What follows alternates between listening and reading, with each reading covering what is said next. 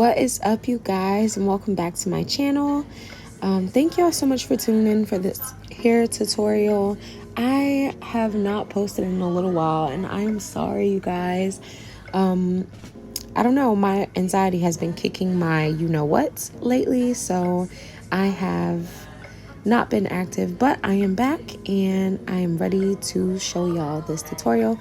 So my client wanted medium-sized parts, and she wanted individual faux locks, so I'm just showing you my process. I braid down about half of the hair's length, and then I am going to pull the crochet needle and the crochet hair through about an inch down from the root of the hair, and I'm going to pull everything through the loop.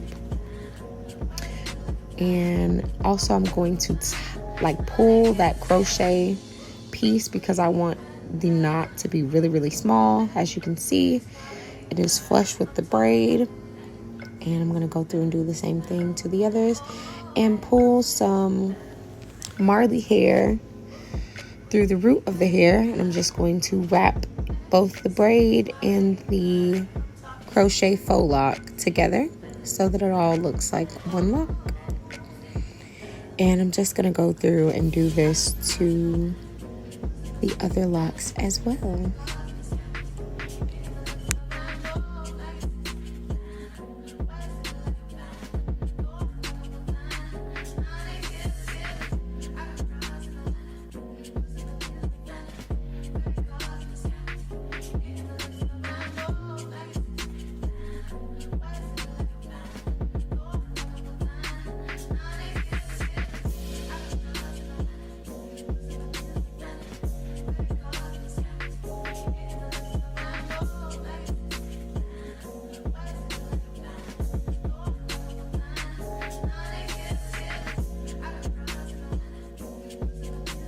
So to secure the end of the lock, I'm just putting a tiny bit of nail glue below her hair, so it's not touching any of her hair. It's about an inch below that. And I also want you guys to see the brick braiding method that I'm using. I want to make sure that the parts are not overlaying each other. I don't want I don't want the locks to be laying on top of each other. I kind of want them to be laying in between each other on each row, if that makes sense. So instead of me parting the same pattern every single row, I try to make sure that each lock will be adjacent to the row that's below. I don't know how to explain it. It's so weird, but think about the way that a brick wall is set up. The bricks are not literally laying one on top of the other on top of the other. They're laid in a pattern, and that's the way that I like my parts to be as well. So that is how I'm doing the whole head. Another thing is, when I am parting the hair and I cannot see, I like to twist it, like roll it the way that I just did, just so I can see how big the row is. So yeah, just a couple little fun facts on how I like to do my parts. Make sure that everything is even. Of course, my bottom two rows are a tiny bit bigger than the rows that I do on the middle and the top, and that is because you will not really see the bottom rows. The hair will still be really full. It'll be easy to put it in a ponytail if you make the bottom two rows just a tiny bit bigger in size as far as the parts. And yeah, stay tuned and you'll see how it comes out. It is super duper cute. She really did end up loving her hair in the end, and it took about I want to say like 3 hours for the full install, which was not too bad.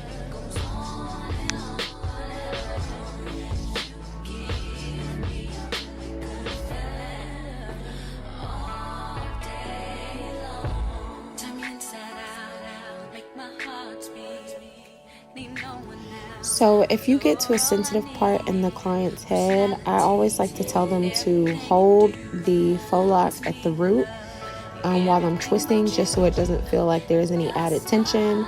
It does not feel like it's weighing down in that section after the faux lock is wrapped, but while you are wrapping, sometimes it does feel really, really tight towards the root. So you can always tell them to hold it right there, and that'll help with some of the tension.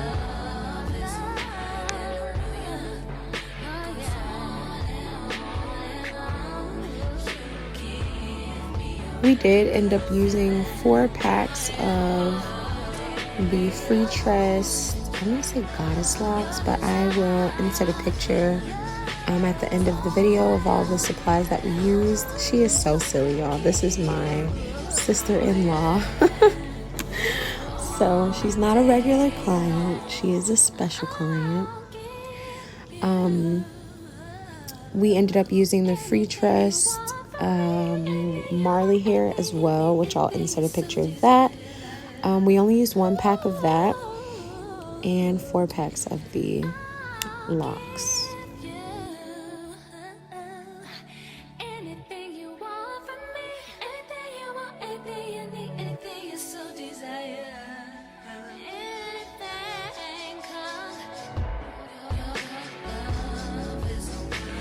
What you're about to hear is just plainly embarrassing, and always be mine, but you gotta do what you gotta do to make the time go by. 7, 6, 5, 4.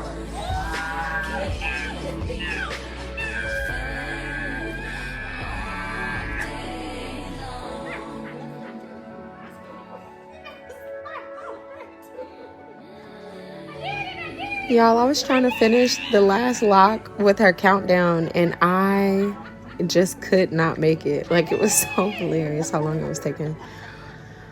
But yeah, this is the end result. She really did love how it came out. You know, sometimes when we're doing the people that we love's hair, sometimes we make mistakes. So, you know, that part happened.